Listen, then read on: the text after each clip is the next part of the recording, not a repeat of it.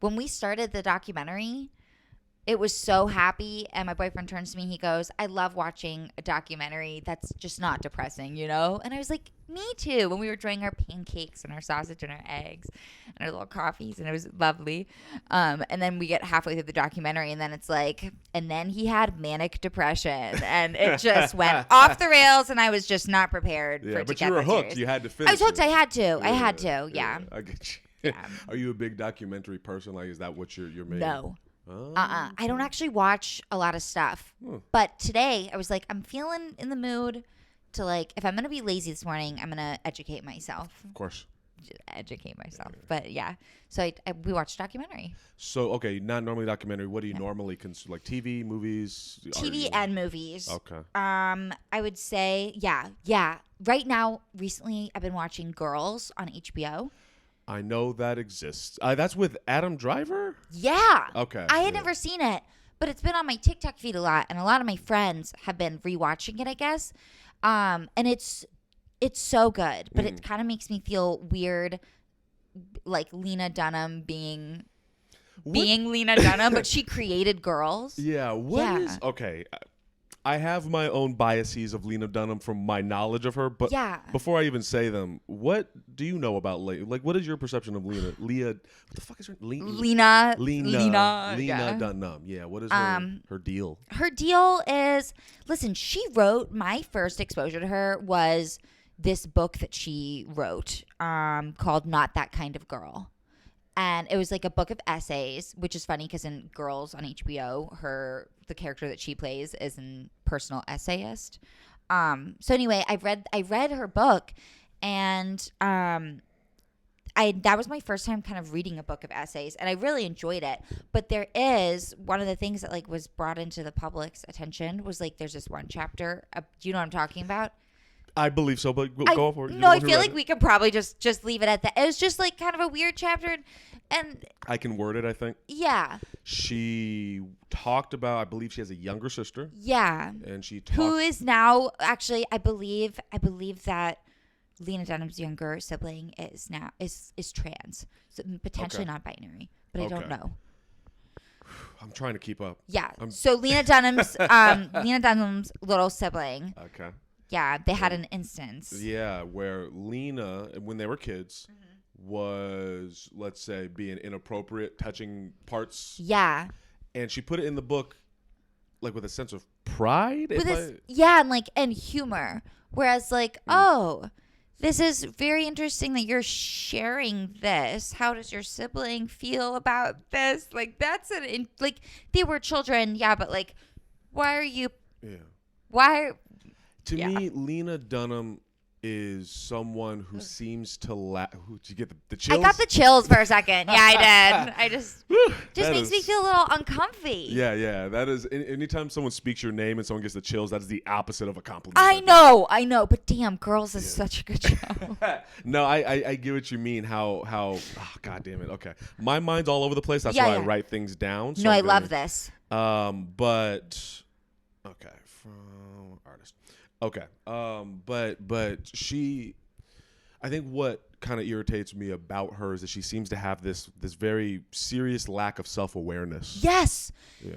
Yes. And so when I'm watching Girls, that comes across so apparently, but I don't know if she wrote it from a satirical standpoint or not. What is it? How can you tell based off of, because I've never watched. I just know Adam Driver's in it, and her character, all of the characters, honestly, I like Shoshana. Hot take. I like Shoshana. But all of the characters, all of them lack self-awareness, especially hers. And the way that she operates in the world, it's like, you are a grown-up baby. Like, this is an adult baby. I don't, yeah. And so she could just be literally putting her perspective on the screen. And she could be. Right. And that's like the risk, too, I feel like, as a woman in the arts, like Phoebe Waller-Bridge doing Fleabag, that was received so well, and her character, albeit not like morally, I guess how society would deem her, maybe not the best person, but actually so lovable. Meanwhile, but probably because she is self-aware about her faults, but Lena Dunham, I don't think, is self-aware about her faults. So her characters, their faults just suck. Yes, I get you. They're I not get you. relatable or likable. It's interesting how you can have like a self-awareness goes a long way in art. Yeah. Where like someone like what was his name with the character? Breaking Bad.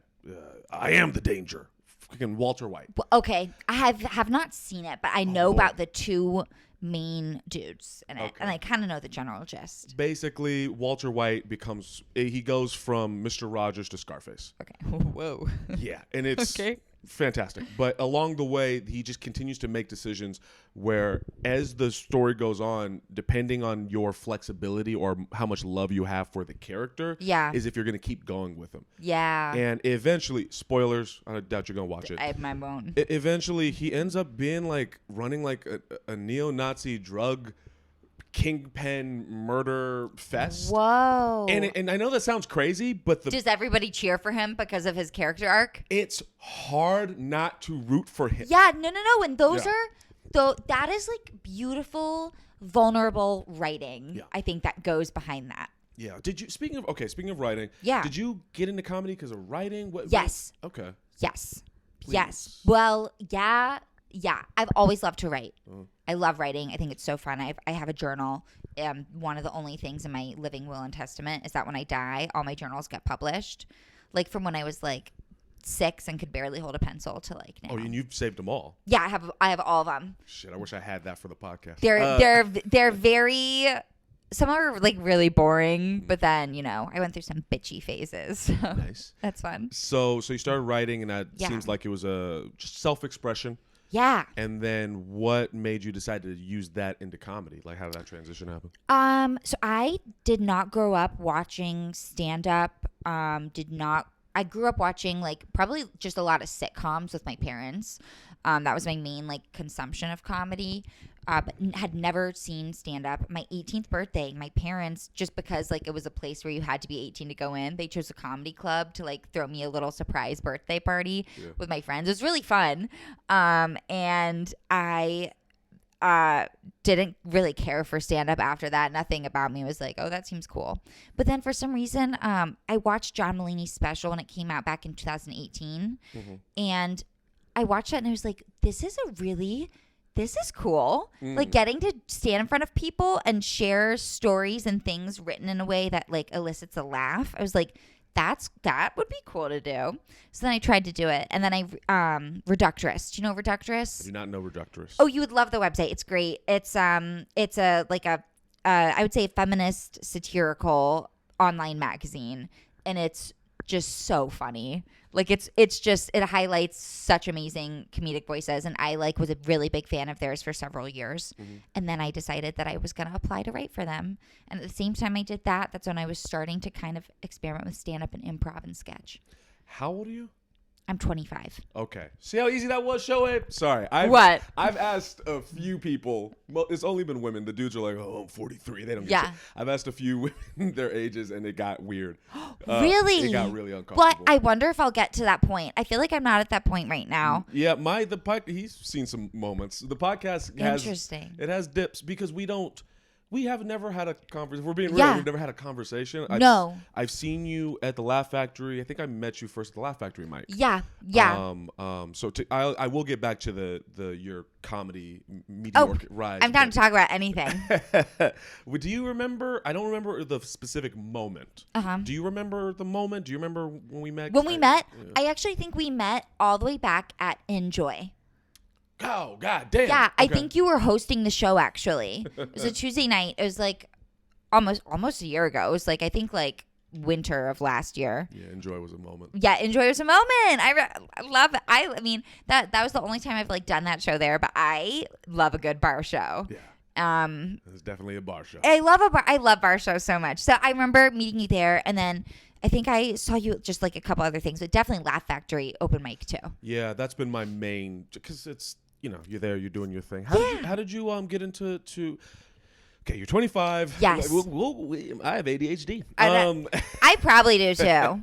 Okay, so you're 25. You watch John Mulaney and the satirical magazine, was it? Yeah, Reductress. And it sounds like the first time you watched stand-up, it sounds like whoever the comedian was, I'm sure it was fine, but didn't for lack of a better word, speak to you? Well, it was 3 men that night. It was the opener was a man, the feature was a man, and then the main act was a man. And that's no hate to the men out there, but that doesn't enable me to see myself on stage in that moment. And it's so funny because like seeing John Mulaney, I think his like weird energy that kind of allowed me to see myself on stage, but like I hadn't seen my type of voice up there yet. I think John Mulaney has a nice little splash of femininity. Yeah. And just like the way that he told like that was my first time hearing stand up and it not being a bunch of like dick jokes. Yeah. Which don't get me wrong, love a good dick joke, but like it's so fun to hear like some more storytelling and like a very specific, sophisticated type of joke writing. I love that. Yes, I am thinking. Yeah. Okay. I assume you would subscribe to the ideology of feminism. You are a feminist. Yeah. Okay. Yeah. Do you feel like we're getting better at this whole balancing out of gender and sex in comedy? Is it getting worse? Is it the same from your experience? That's a really good question. I think, to be honest, I don't think I mean, I'm pretty new to the stand-up scene. Like, I didn't consistently start going to mics and doing shows until like October of 2021. That was like oh shit. Hold on. Yeah. That was like You're when new. Yeah. I'm like, that's like when I consistently really started putting myself out there. Like, I didn't like improv and sketch, but in terms of stand-up, and it's been a very interesting experience having dipped my toes in both scenes here in Chicago. It's so different. Yeah. In terms of the gender representation too, I would say when it comes to improv, I think it's just like improvisers are really good at fostering such a supportive environment, which makes so much sense. And when it comes to stand-up comedy, because it's such an individual thing, I feel like that sense of community sometimes can get a little bit lost. We have such a good stand-up community here in the scene, and I love that so much. It's just kind of It's a different energy. It's a different energy, yeah. Both in great ways. Let me see how I'm gonna word my opinions. I'm working on tact. I think they call it. Yeah, just like really processing. Yeah, I love that. Thank you. Me too. I have this issue of blurting out the first thing that comes to my head. Reacting instead of responding. Oh, that was smooth as fuck. Did you get that from a therapist, or where'd you get that Yeah, from? my therapist lately, we've been talking a lot about reaction versus response. Mine, we were talking about to process when I am angry. Yeah. So like when I'm angry, figuring out physically what's happening, mentally what's happening, what am I doing? Well, because you're noticing your anger. Right. And when you can observe that feeling, you can detach it from your identity and you can be like, okay, so this is happening. Yeah. What are we going to do about it? Yes. And so there's a spike of anger that happens when I think of improv. Yeah. And this is so funny, being that I started off really doing improv and sketch heavily and then going to stand up. There's such that funny animosity between the two. I did improv first. I did it for like 10 years. Oh, wow. Okay. Yeah. Where did you start here in Chicago? No, I'm from California. Ah, okay. Not LA, I'm from Riverside, California. Okay. And so I did improv since from 14 till 24. Okay. That's a great thing to do during that time in your life. Yes, in theory for me. Okay. That's where the anger comes in. Ooh. Okay. So I guess we'll learn about a little bit about me first. Yeah. So I grew up Riverside, very, very white and conservative, my perception, conservative area. Okay. And the theater, just everything was awful all the time for me. Yeah. I was a very miserable, upset person until leaving and then coming to Chicago and processing and all that stuff. Yeah. So I'm very happy here. Good.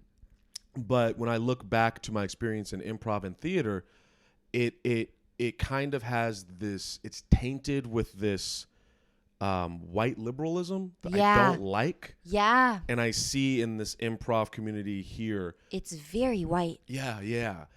And it's in that I agree with you about the fostering of being supportive. It's the most supportive community you'll ever be a part of. Yeah, but I see the big but now, and yeah. It's not funny.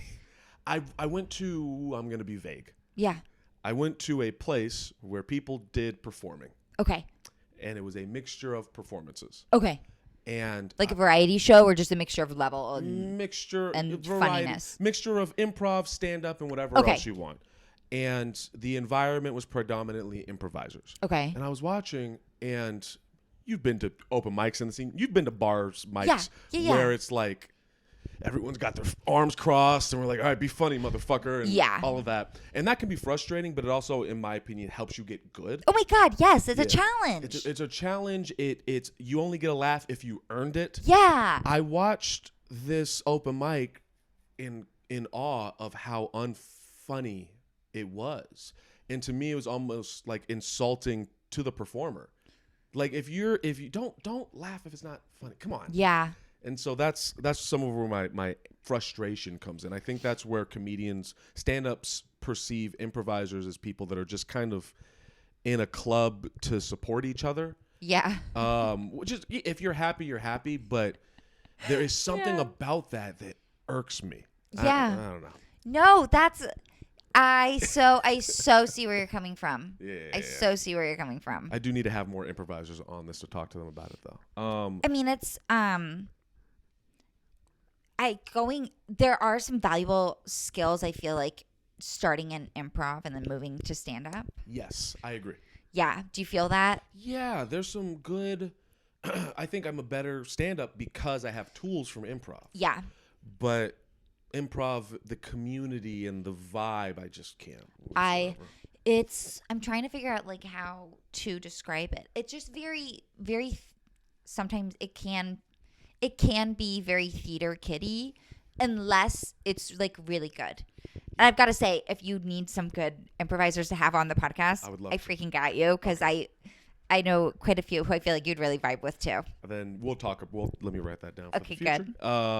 Improv guests, but okay. So you started stand up recently. How you're a COVID stand up? You're a COVID comic. Yeah, I am. I had done like a couple, maybe like a few open mics in Chicago before the pandemic, but I wasn't really doing it that often because I was focused more on improv and sketch, and I was doing a lot of writing for like that type of thing. And then the pandemic hit, and then my life just changed very drastically.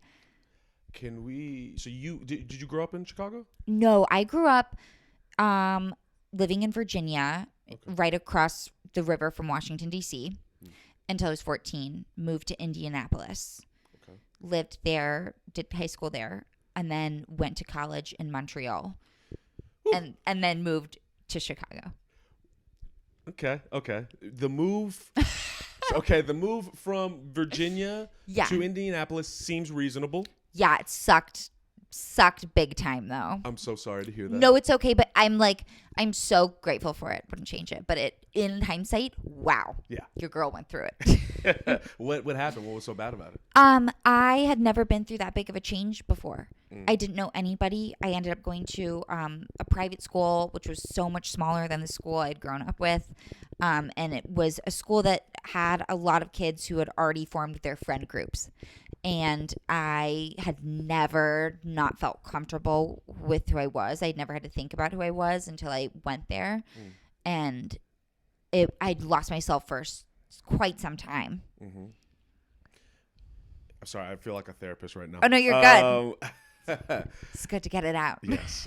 I'm going to definitely hit on this. So you weren't feeling comfortable. And then from there, where did you go? Indianapolis to where? To Montreal. Montreal. Why Montreal? Because the school there, the way that the tuition was, it was going to be the same cost as in-state tuition at Indiana University. And so I applied to like other colleges too, but my grades were not there to get the scholarships that my parents were hoping I would get. So in frank conversations, depending on how many loans I wanted to take out, it was kind of in between IU or McGill where I ended up going. And I did not expect to get into McGill, and I got in, and I remember just like screaming, sobbing, woke my parents up at like 9:30 at night. They go to bed early. Yeah, and old. yeah, and I woke them up and I was like, guys, I did it. Oh my God. And like that weekend, my mom and I flew to Montreal because we had never been. Flew there, checked out the school. It was like one of the worst weekends weather-wise. It was like negative degrees. I just absolutely awful, gray, slush everywhere. But I was like, yep, I'm going to school here. That's awesome. Yeah. That's awesome. That's a in talking to all of these people, well, you'll be in the murder I'm book. so excited. Yeah. You're welcome to look through that if you're curious. And people have written stuff on the back. It's pretty cool. I love that. It's so cool. So talking to some of these people, some of them stayed put in Chicago, grew up here, and some of them have been all over the place. And the people that have been all over the place are very adaptable. Yeah. There's this thing that you learn when you have to go somewhere new, Because I think you just like, I don't know. I feel like putting yourself in different environments, you just start to understand yourself a bit more and what you need and what you can live without. And the more you do that, the more ready you are to be like on your feet. Yes, I'm with you. Yeah. So from college, you went to Chicago. To Chicago, yeah. Why? For comedy, for Second City. I dreamt of being on the stages at Second City. I was obsessed with Second City. Yeah. And yeah, that was my big thing. I was like, I'm gonna work at the YMCA like Tina Fey.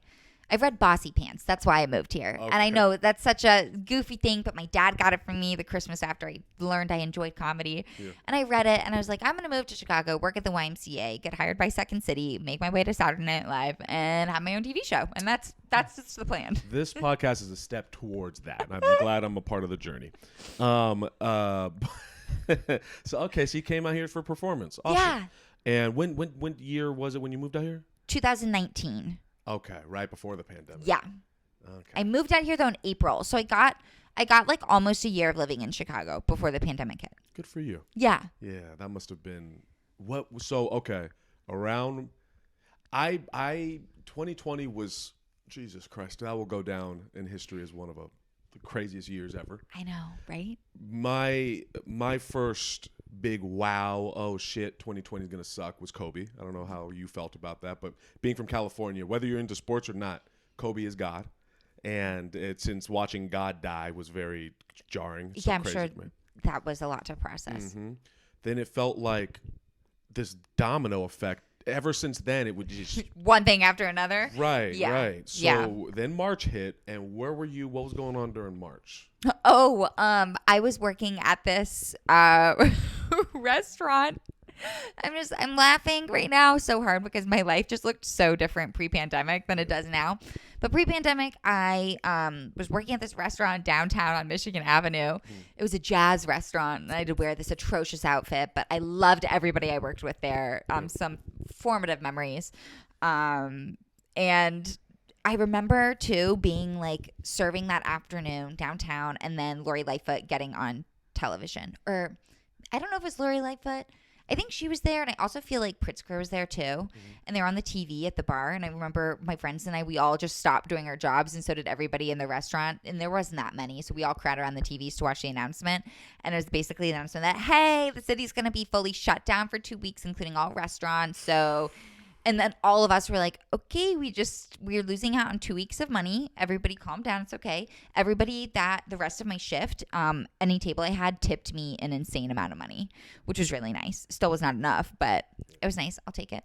And then I remember going home and being like, okay, well, I guess I get 2 weeks vacation. So I went to Indianapolis for what I thought was 2 weeks and stayed there for like 5 months. Oh, okay? So when it hit, you weren't in Chicago for most of it.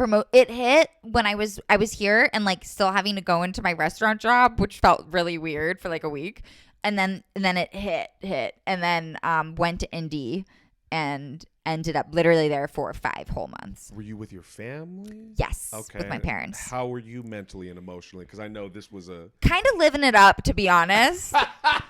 Please tell me. Like Yeah. every day at 5, my mom and I joke about this. Every day at 5:00, because Yeah. it was like those 2 weeks where we were like, this is like summer camp. Like I never thought I was gonna get this time with my parents. So every day at 5:00, my mom and I'd be like, wine time. Like we were living it up. I was eating great because I was eating good food.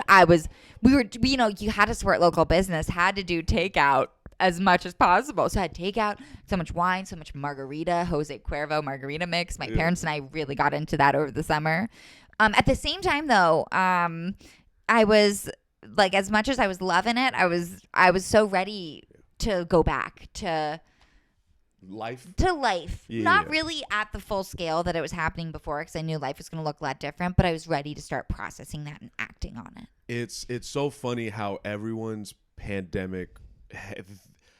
I've again talking with all these people, hearing these different pandemic experiences. Some people were like, "It was great." Other people, do you know? I don't think you do. Know Mohawk Johnson? No. This dude went through it. He had a bad one. He was at a protest and the cops kicked the shit out of him and arrested him. It was a whole big fucking drama. Oh my God. Yeah. He's a very very sweet, funny guy. I really enjoyed him.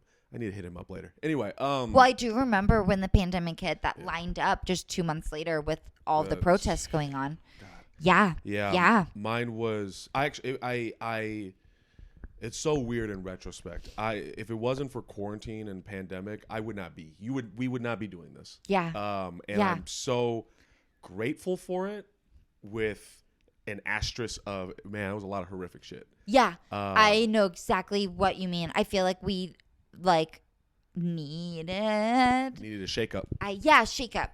Mm-hmm. It makes me very sad that our health system wasn't able to I've lost faith in our society, if I'm being honest. Yeah, no, me too. I literally do think about, wow, we have so much to talk about, but I do think about the end of civilization quite often. Yeah. Are you feeling that there's this feeling like of impending doom constantly looming over things because of, for me, the pandemic. Therapy, slow down. Yeah, I know. I'm checking myself too. I'm like, breathe. I didn't realize how much I just trusted our system to be fine. Until it was not fine. Until shit hit the fan. Am I allowed to cuss on this? You may cuss. Great. Yes. I think have we not been cussing? I think I have been, but I also think I've been subconsciously censoring myself. You don't have to do that. Okay, great. You don't have to do that. Okay. I've had people who, you don't have to do that. But my quarantine, I was living in the garage with my dog and my grandma's, so I could go in the house, but it was always terrifying. Yeah. And I was still in that very scary conservative neighborhood. I had oh my God. It was horrific. I had to buy guns to protect the house because they were being threatening. Got attacked. It was a lot. You went through it. Yeah, I mean, I've been going through it for forever. Yeah. But quarantine, I know that this is going to sound weird. Quarantine, I had never been happier. Never been healthier. Where do you think that that stemmed from? Why were you so happy? And how did you feel so healthy? It was the first time I was actually left alone. I love to be alone. Comics have pointed it out in the city. They're like, man, you leave. I don't hang out. I do my set and I fucking go home and I come here. Yeah. And I sit and I just watch anime and I work out. I don't do shit. Yeah. And it was my first time being left alone, and it was my first time not having other people in my ear telling me who they think I was. Yeah. And racially, that was a big deal for me because, growing up, I think quarantine showed it. I think pressure makes diamonds, and it also shows who people really are. Yeah. And so, did you have some enlightening experiences with fellow humans? It was bad. Yeah. I remember the grocery store. You remember the great toilet paper shortage? Oh my God, yeah. I went in, and this grocery store I grew up in, and the Trump stuff had been building and building throughout all that time. So it wasn't like oh, these conservative people. It wasn't like that, but they really came out and showed themselves. They took the mask off. Yeah. I remember walking through the grocery store, nothing but old bald white dudes with beer guts and guns on all of their shirts. And I remember, this is pre-George Floyd, but I remember, and it broke me. I remember I saw a shirt that said "Black Guns Matter," and I was like, "Oh, y'all really don't give a fuck." Like this has never been about. Take another breath, because we're gonna talk about gender and race a little bit. Yeah. There's this thing I call white man logic.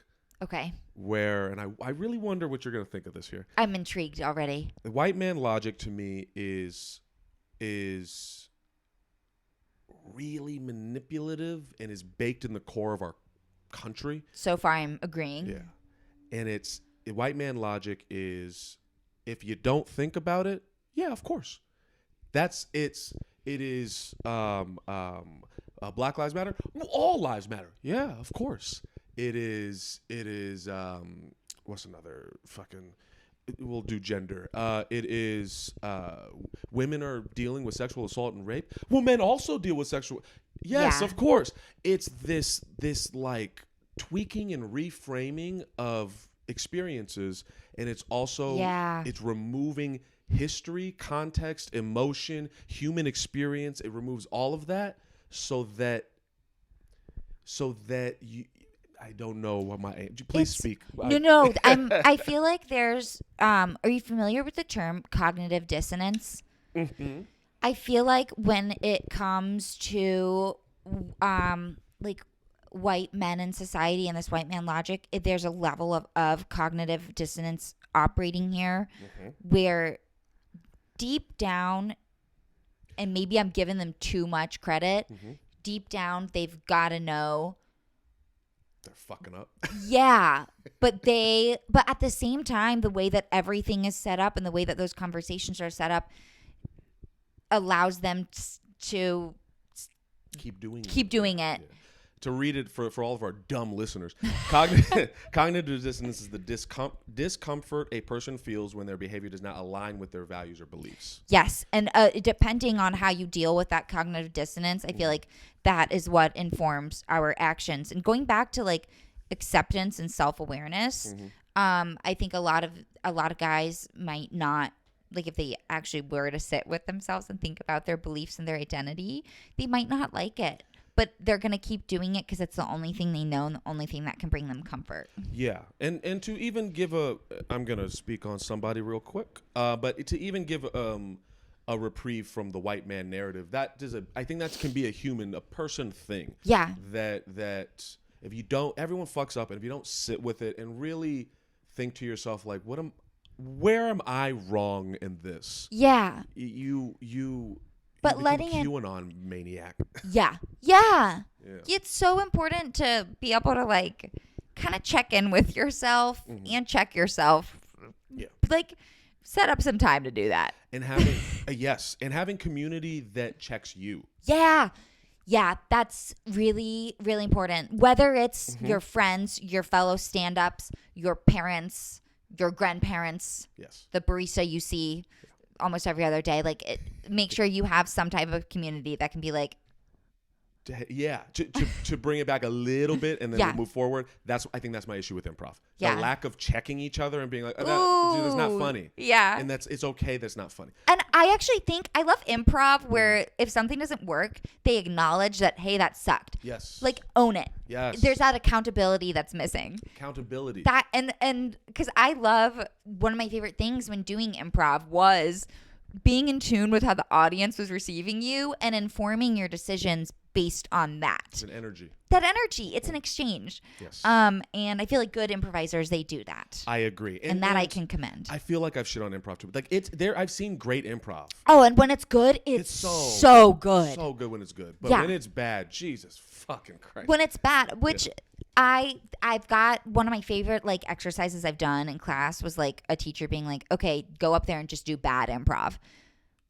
Where you like go on stage and you just ask your partner, so who are you? Yeah. But it's like so cathartic and giggly to do, which I feel like just get together and like do that occasionally with friends. Just get it out of use it. Just get it out. But then to bring it back to the community, Yeah. I had, in my opinion, not a healthy community. Like During the pandemic? during my life. Okay. Okay. I got to sit down. Yeah. I like Buddhist and shit now. Like Yeah. I really sat down and I learned how to meditate. I thought about all of this. I feel like a lot of people, would you say that the pandemic spurred that? Like, did you have Buddhism? like a spiritual Yes. awakening? I remember the moment. I've been going through a very similar thing, who which wants I to feel go like first? you go. Okay. I'm so eager to hear this. So I was trying to learn about meditation before the pandemic, but Okay. the way the world worked, it sets you up. You can't stop. Yeah.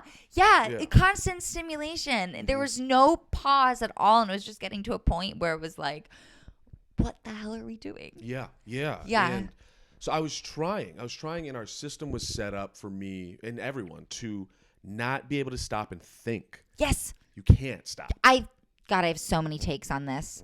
Yeah. And then quarantine happened and things slowed down. And I didn't slow down at first because it was the first time I just, the momentum. And I was still like, well, I'll just stay busy. I'll write. I'll reach out to my friends. And then eventually it was like, there's nothing going on, and slow down. And I remember I was working on meditation or whatever. And my whole life, and I still work on this, I speed through shit. Okay. I do not live in the moment, and I'm really working on that. I'm working on that too. Nice. Yeah. Nice moment, buddies. And I remember this was, I don't know how many weeks or maybe even months into the quarantine, but I was taking a shower, and I was used to being like, all right, clean myself, get out of the shower, do more stuff. Go. Right. Yeah. And I was in the shower, and I was like, oh, I don't have anywhere to go. I'm going to get out of the shower, and I'm going to go back to the same garage. Yeah. And so I took a second, and I closed my eyes, and I was breathing. Yeah. And it was like my consciousness caught up, and Yeah. I was there for like a second. Yeah. Because I didn't practice, I had to practice it. And that was like the moment. I was like, oh, okay, I need to, whatever that moment was, let me figure out how to be there. Yes. Yeah. I have so many of those moments, and when you have them too, you just got to be like, okay, just you did this, you got yourself to this place. We're going to try and stay in this mentality. Yeah. But it's like kind of like tuning in. I feel like we're all like little radios, and we just got to turn the knob. Yeah. And sometimes as you change the knob, the station changes, and you have to adjust to it. Yeah. And it's about, if you stay present in the pocket, you can do that. And so where I was from, and the people I was around, and people I was dealing with, especially on a racial level, were just in my fucking head. Okay, so for instance, there's this comedian, I won't be saying his name. He comments on this podcast. We'll probably comment on this one. Okay. Generally negative. Chicago comic? No, California. Okay. Back home. Home. White man. Okay. And there's been a few episodes. I think is the person's in this picture. There's an episode. I think it was this one and these are great photos. This one. Thank you. I'm so excited to take ours. By the way. This is great. Like these two. Yeah. I had, and usually when I have other black men on the podcast, we get very racial. Yeah.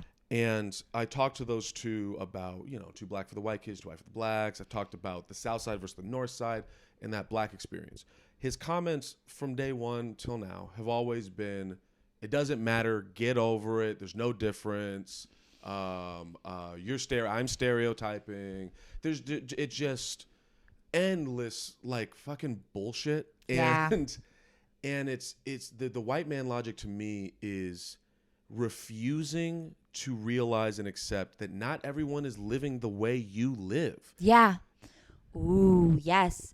And also not everybody prescribes to the same belief system that you might. And that's such a hard pill for some people to swallow. Mm-hmm. It's invalidating. It can be. Yeah. And so I grew up around people like that where if I'm getting fucked with by the cops, if I'm getting followed around a mall, if I'm getting jumped, it's always my fault. What did I do? Yada yada yada. And him and these types of people refuse to take a step back and think, well, when I'm talking to this comedian, he seems to get it. It's interesting how these two black men seem to understand what we're talking about, but this fucking guy can't wrap his head around the idea that our experiences are different, and that's not bad. It just is. It just is. Yeah. Like at the end of the day too, I think when we all die, there's probably no such thing as good or bad. We're all just like energy and matter. And if these people can just take a second to just think about that, like, hey, just stop and just like think about everybody else if you can for 1 second. Yeah. And I mean, it's also easy too to, I feel like, get trapped in thinking about how you view the world versus others. Yeah. Speaking of which, you were talking about earlier, you were talking about comfort and self. Yeah. Do you feel, you've always struck me as someone who's fairly comfortable in your body and yourself, right? Yeah. I would say it's taken me quite some time to get there to that. But I feel like something that happened during the pandemic is I just like went through a transformation of self and just decided to like, I'm just going to go ahead and like be the best person I know how to be. And I'm not saying that's a great person, but it's how I know to exist and what makes me feel the best. And I'm going to be my bubbly self. And I know that sometimes that's not the energy people want in the green room right before they go on stage. But I'm not going to hold back on that. Bubbly is how I've always thought of you. Yeah. That's the perfect adjective. Very self-aware of you. And the less apologetic I am about that, I realize the happier I am. Yeah. Yes. Being not apologetic about whatever it is that you just are, as long as you're not fucking with people. Yeah, as long as no one's getting harmed, I'm gonna do my own thing and feel good about it. Do you find yourself, because you said like in the green room, sometimes comics are like, please stop. do you find what is that like? This comedy community is filled with very big personalities. Yeah. And so it's easy to clash and, you know. I haven't found that I clashed with anyone yet, to my knowledge. I don't know. I mean, I know that we're not all going to be each other's biggest fans. Yeah. But generally speaking, whenever I go into a green room, I am genuinely very excited to see everybody in there. Even if I've never interacted with them, I'm like, guys, we're doing it. We're doing a show tonight. Like, I don't like that's just so cool to be able to celebrate with each other. Yeah. Youthful, happy energy. It's so fun. We're all gonna die. I can't emphasize that enough. Like, I literally every day I do think about death. I've been talking about this so often lately. I'm listening. What's going on? But no, like in a not in a good or a bad way. Just like, oh, it's gonna happen. Like, hey, everybody, like we've created this society that we know we're gonna die, and this is like and I have to go to work. Yeah. Like, we know we're gonna die, and I'm worried about paying my rent right now. I am gonna sound like an old man, but your generation, you be Gen Z, right? I am Gen Z, yeah. Your Generation Z is so nihilistic, might not be the right word. Well, because think about what's going on with the world right now. Your entire existence, really. Like, we have to question. I think this generation, the younger generation, is like, oh, we are hurtling towards killing the earth or leaving the earth. Like, that is just a fact of the matter. And another fact of the matter is that we are going to die. And it's like, okay, guys, what are we going to do about this? Yeah, your generation's been faced with death, and destruction. How old were you in the 9/11? I think I was like 4 because I was in preschool. I don't remember it. I just remember that day. Right. Because my dad, I lived right outside of D.C. Oh, that must have been crazy. Well, see, and the thing is, for me, 9/11 was like the best day ever because I got pulled out of school with. I'm going to clip that. I know. Ray says 9/11 was the best day ever. No, I know. So it just gave you a soundbite. No, but because my parents didn't tell me anything was going on, my dad just picked me up as well as my entire preschool class up because a lot of their parents were involved in like government stuff or one guy's dad was like the fire chief of the area. So he because all the firemen had to, go deal with that. So my dad picked all of us up. We went out for Baskin Robbins and then we got to play in my backyard for hours. Right. Great day in my books. Horrible day for the nation and world, but great day in my books.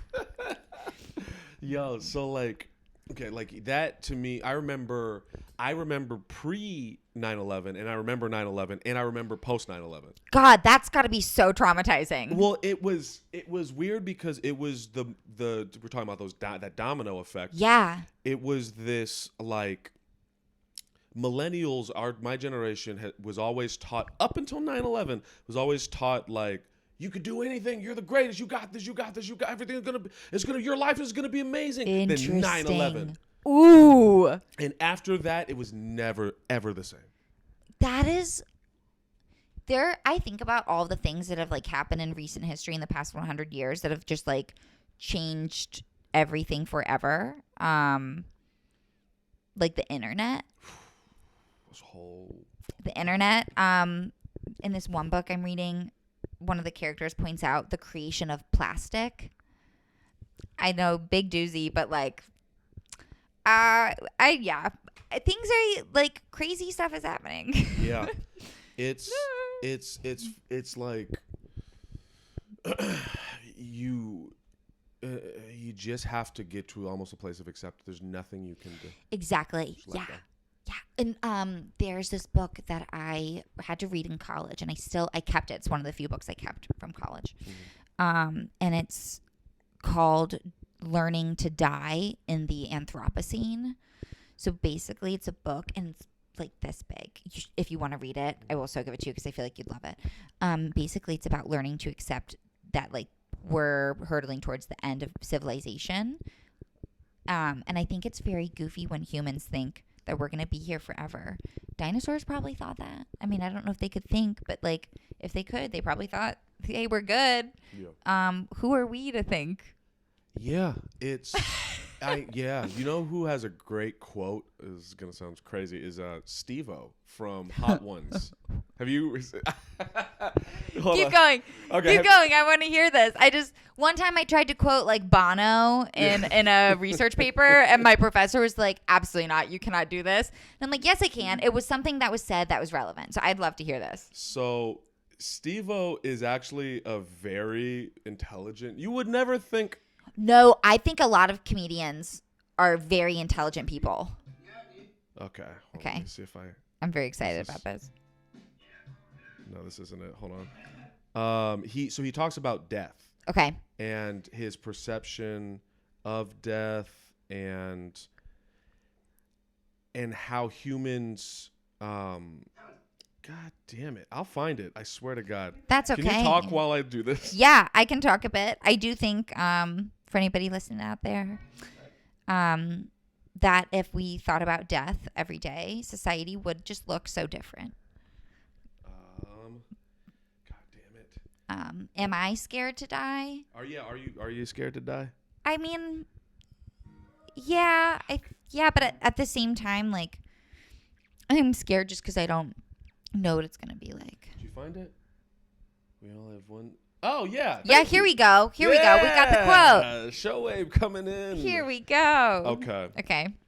So this is a quote from it. And he gets into it more with it, but okay. It says, "We only have one instinct, which is to survive, and we only have one guarantee that we won't." Oh. Thank you, Steve. I feel like I've recently actually read that, and I just didn't know that it was Steve-O. Yeah, he elaborates on it, and he talks about how there's different ways people approach dealing with that. Yeah. And a lot of people have children because there's this instinct that you're passing on this legacy. Yeah. And then he said he's the type of guy, and I'm connected with that. I feel the same way.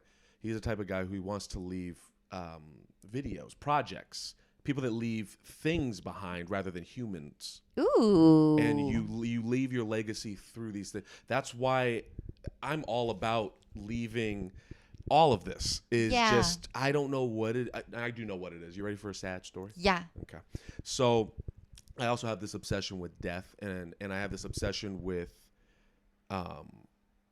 conserving memories, I guess. I got to show you the disposable camera collection. I love disposable cameras. Yeah, I'm excited. I love them. And I also have this thing about memory. Okay. So a little bit about me. I have a terrible memory. Okay. If I ask you some of the same shit over again, or it's because I have a bad memory. Part of that is trauma growing up. Part of that is probably marijuana, and part of that is a head injury. You got attacked. Yeah. So when I was a kid, when my grandpa got sick, my grandpa was a big deal to me. He was really important. He was like my dad for the longest time. Yeah.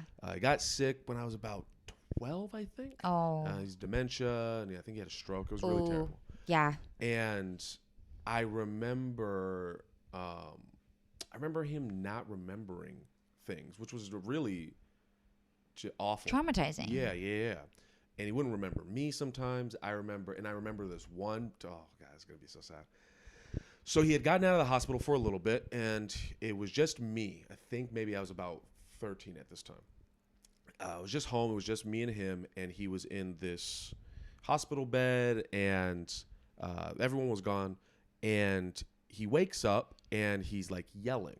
He's like, "Aaron, you have to take me out of the bed." I remember being like, "Well, Grandpa, I can't do that." And he started yelling at me, like he was screaming, screaming. And it was like, I know he doesn't know what's going on and why this is happening, but I also can't. What are you gonna do? Yeah, I can't do anything. And then this is also this authority figure that's screaming at me from my entire. And so he wouldn't stop either. So what did you do? I sat outside. I'm pretty sure I cried, and I waited until my grandma got home because there was nothing else. There was pre-cell phones for everybody. Yeah. So, but I do remember one of the things that would like click the memories would be like pictures and videos. And I have a shitty memory, and I'm pretty sure dementia is a hereditary thing. Yeah. And so I have this weird thing about like, well, I've documented all of this stuff, and I know, like you're saying, like it's all of this will disappear one day, and yet the instinct as a human to make it, it's so interesting. Mm-hmm. Like I think that everybody, we have. Like I feel like creating memories, but also just like creating. Humans have this need to create, and we're able to create. That's very cool. Like we can create anything we want to. That's a very unique trait when it comes to species, I think. And yet society is framed in a way that like, not to be like shitting on capitalism too much, but it's just it's interesting. Like you work for a company, and so you focus your creation for them, but it's so fun and very empowering to like create for yourself. I feel like that's like where comedy comes in, because it's like also for others to enjoy, but like creating something for enjoyment and for like creating something is going to be a memory, like that shit slaps. Yeah. That was the most Gen Z way to say it, but yeah. Yeah. That shit totally is slapperoony. What the Okay, it's so funny because I didn't even know I was Gen Z until a few years ago. But I feel like I'm really embracing I support it. So we're wrapping up here. Okay. We've been trying to find different ways to end. And just go with me here. Okay. I'm ready. I'm an improviser. Perfect. For this last question, can you say it to the camera as if you're saying it to somebody? Yes. And that is, how do you want to be remembered? Oh, I want to go back to the Maya Angelou quote where she was like, people aren't going to remember you like for necessarily like what you had or what you did, but how you made them feel. So I just want to be remembered as someone who lit up a room. Yeah. When people die and they're like, oh, she really lit up a room. I want to be that bitch. I don't want people to think, oh, she entered a room and it kind of sucked. I would like to light up a room. Okay. FYI, if I do die, everybody better be posting that shit. Grace Bahler lit up the room when she walked in. With her smile, her energy, her boobs, anything goes. That's fine. I'll take it. But that's how I want to be remembered. And with that being said, let's take this picture.